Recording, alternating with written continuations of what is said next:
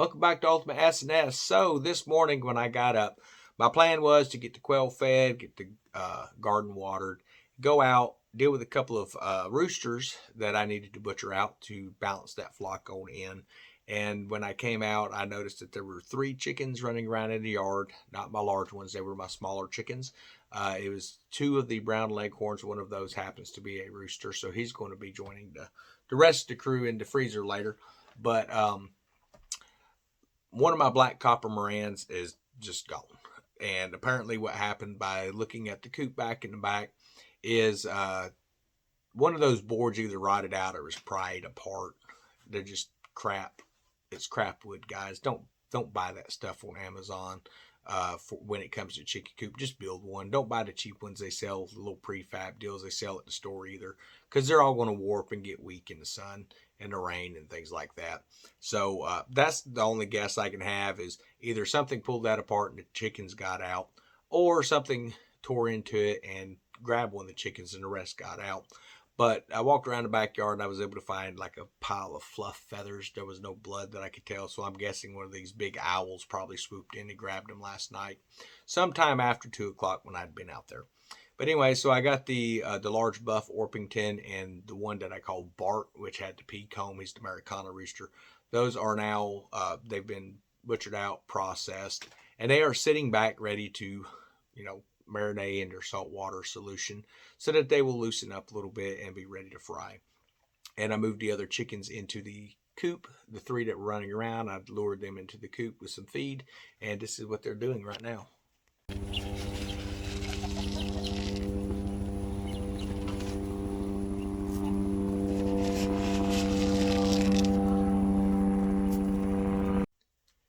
They're kind of sticking to themselves. They do interact with the larger birds a little bit, but they kind of know to stay out of their way because they're larger birds, and that's going to be the pecking order. So as they mature, you can see pecking orders change and stuff, but you want to make sure there is no infighting and things like that. So here's the other chickens, and they're leaving the smaller ones alone for the most part.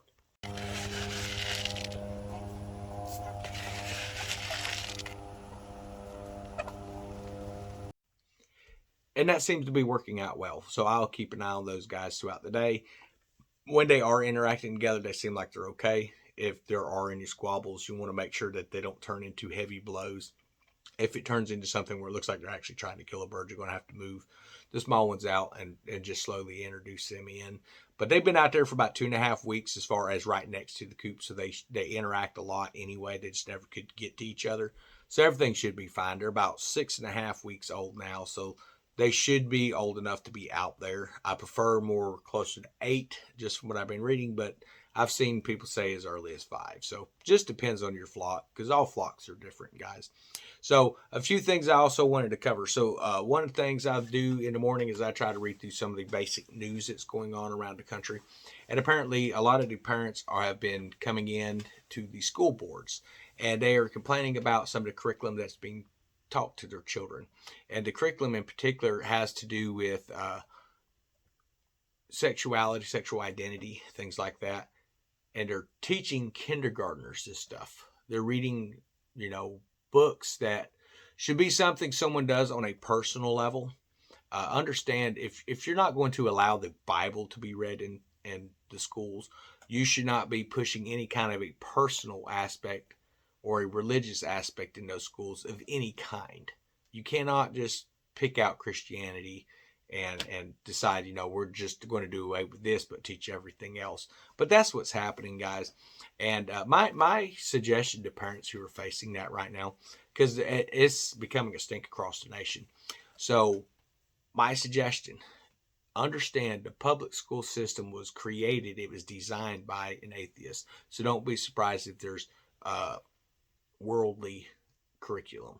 What you need to do is, just like what we've been saying on this channel about getting prepared, getting sustainable, things like that, you need to go and you need to apply for your school licensing, which just requires you to have a high school diploma as a parent or a GED, and then you can start teaching your children at home. Homeschool your children. Now, something you can also find out is that they have correspondence courses that you can do, where even if you don't have your GED or high school diploma, They have a correspondence school where your kid can get online for questions that they need help with and stuff like that. So it's up to you as the parent to create the environment that you want for your children to learn in. Don't ship them off on a bus to a school and then complain about the curriculum that oh, it's just too worldly. Well, that's what the world is. So you need to understand there's a lot of agendas, there's a lot of programming, a lot of brainwashing going on in our school systems, and we see it even reaching down into kindergarten now. Anything that our enemies, or when I say our enemy, I'm talking about Satan, the principalities of darkness, and things like that. Anything that they can do to confuse our children, to destroy families, they love that stuff. They love it when you're too busy with work. They love it when, you know, you just don't have time to do that. You have to make time. You have to redesign your life where your children are coming before whatever the other stuff is that you're wanting. There are plenty of families out there that are single parents. There are plenty of families out there that are families but only one worker, and the other parent is raising their children and teaching them and homeschooling them. So it is not impossible to do. It is hard to do, yes, but anything worth doing is going to be hard. There is nothing that's going to be worth doing that you can sit back, push a button, and it's just going to take care of itself. It's not the way. That's not the way life works. So before you complain about what they're learning, understand you can't place your children into a situation where it's designed to indoctrinate them in worldly things. So that would be like going to a cat food plant complaining that they're not making any, dog food over there. Well, it's not designed to make dog food. It's designed to make cat food. So I hope that kind of thins that up a little bit. But I think it's important people realize just the hour that we're in. So Barfugal TV had a pretty good live stream last night for those who didn't catch it.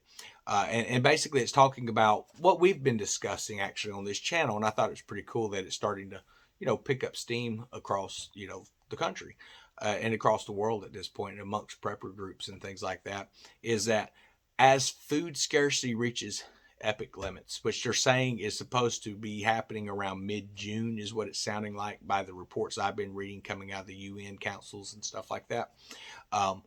You're looking around mid-June that food is going to become scarce, and as you're going to see it even worse than it already is, I guess I should say. And by the end of June, it's going to be really bad, and by August, it's going to be almost non-existent, being able to find certain types of food. Now, they're going to be coming out with new food for people, understand, and that's these lab grown garbage and stuff like that that's being done in labs. I'm not eating that. I'm going to raise my own food and things like that. So if you're interested in learning how to raise your own food, check out our playlist. I have everything: chicken care, quail care, gardening.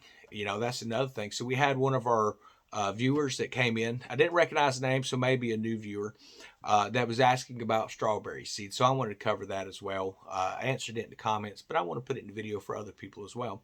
When you're doing strawberries and certain types of pepper plants, and there's even certain types of trees and things as well, and there's a lot of different variety. When you look on the back of the package, if it says ready for germination, that means anything that needed to be done has been done. It is very rare to find a seed pack at Walmart that's ready for germination. So you need to be able to understand if you're planting seeds that are not germinating, you've missed a step. You might have all the perfect soil and things like that. It sounds like you do in your comment. So the step that you've missed is a step most people don't realize you have to do with strawberry seeds, and that is called a winterization, which is just basically where you take the dry seeds that you have and you place them in an airtight container and you stick that in the freezer between 2 to 4 weeks. Now, I typically don't give it much more than 2 weeks, and I will plant, and I end up with around a 70% germination. Now, if you wait for the 3 or 4 weeks mark, you might have a higher germination, but I find at 2 weeks it's fine, to plant them out and you're going to get your stuff. I would start strawberry plants indoors. Personally, I do not mess with strawberry seeds much. I have in the past, and I've had a little success with it, but they're just a pain in the rump, man. They really are. It's easier for me to just go out and buy the plants. Now, I understand we are a sustainability thing. I don't eat a lot of strawberries. They're okay on occasion. I might buy a pack once every couple years. I'm just not big on them. I like blackberries, raspberries, blueberries, things like that a little bit better. The reason I don't like strawberries is mainly because the seeds that are in them get stuck in my fillings, and it's just a pain in the butt. So, but that's just me personally. But for those that are looking to grow strawberries, that's what you need to do is after you get your seeds, put them in an airtight container, stick it in the freezer, give it 2 to 4 weeks. It's up to you, between 2 and 4 weeks, no less than two, and then plant your seeds. And you want to keep those shallow. You want to just kind of rough the ground up a little bit, or your soil if you're planting indoors first, which is the way I would recommend doing it. Rough that soil up, put your seeds out, and just come in with a very light layer of dirt, no more than 1/8 of an inch, and allow that to water. And when you water it, don't spray it real hard. You want to miss that, so it gradually soaks the ground. And then after you get a good soaking all the way through, you want to make sure that you allow that water to run out, and then wait for it to actually start to sprout, because they don't need a whole lot of water to sprout a strawberry. You can actually drown the little germinating seed down below if you put too much water in it. So I hope that helps as well, guys.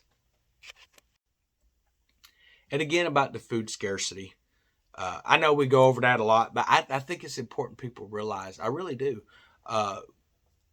Everyone that's walking around looking at the store going, well, there's food on the shelves. Well, yeah, there's some stuff on the shelves. Are the shelves as full as they were? No.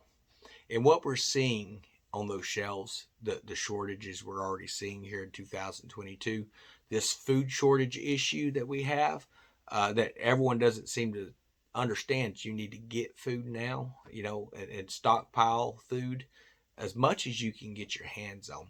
The reason for that is these shortages that we're seeing right now, that stuff is from when everyone, with all the shutdowns and all that kind of stuff that's going on, okay? They're not able to get a lot of crops in the ground, mainly because of the fertilizer issues, the cost of the fertilizer. Now, there are some farmers that are still farming, but understand, a lot of those farmers that are farming things that are not really something we're going to eat. And a lot of that stuff that they're farming is going overseas. So a lot of the food we grow in our country gets shipped out to other countries. Having worked in food industry mills and things like that for years now, that's what the bulk of what we do is. We process it to send it overseas. Then from there, they will make flavorings and things like that. And some of it might make its way back over here, but it's getting kind of rare, and you can guarantee it's not going to happen now. Now, we're seeing some countries that are talking about not exporting food at all. Now, that's going to cause an even worse famine issue later. And not only is it going to cause that, it's going to cause a lot of conflict between countries, between larger countries and smaller countries, and countries that feel entitled to maybe what you have and things like that. And we're going to see that escalate. That's going to be escalating over the years. Anytime you start talking famines, which they are talking famines, they're talking about situations in this country where food will be so scarce that people will be starving in their homes because they're not preparing. And they're actually telling, government entities are telling people that you need to be sitting back at least 6 months of food. Now, I understand it used to be 2 weeks and it was 6 weeks, now it's 6 months. But my suggestion is create sustainability in your home, because you can put back a year's supply of food. And what happens if in a year things are not back where they should be? Understand it takes a while to get crops in, get everything caught up on production as well. It doesn't happen overnight because they put the seeds in the ground. So you need to create a sustainability program for your home, for your families, for your children. You need to get them involved in that, because that is what's going to keep people alive in the future. It is not going to be running to the store. I find it kind of disconcerting that there are so many people that can't see what's coming. It just takes going out into town, guys. Look around some grocery stores. Go to a few of them. Look around. Pick one thing that you really want to eat that's not a green bean or a corn, and go look, see if you can find it. It's getting hard to find fruits in a can, and most fruits you're buying over into the corral areas that have at the grocery stores, that is artificially ripened. That's not even gotten to its point where it was fully ripe, and has its best nutritional value. They just artificially gas that stuff to make it ripen out quicker, which makes it so it doesn't stay ripe as long and then it spoils. And that's what they're doing with our food. So you need to look at growing your own stuff, grow your own food, buy the food that you can get, and come up with a if you like chicken, for those who've noticed the chicken prices are going up, if you can even find it in most stores nowadays. I'm raising chickens mainly for the meat.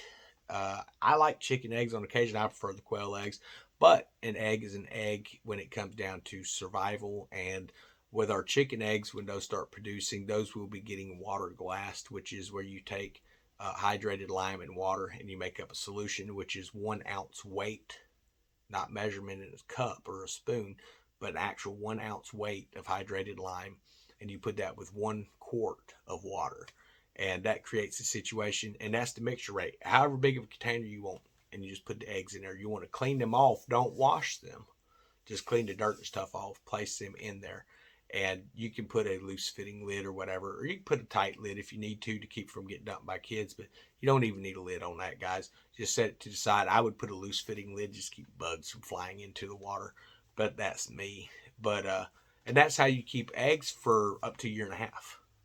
With no refrigeration, no dehydrating or anything like that, water glassing. So there's a couple of homestead shows been watching on that kind of stuff, and it sounds like dehydrating could be a pretty good option too. But honestly, I don't like scrambled eggs. I like eggs, over easy. That's just me.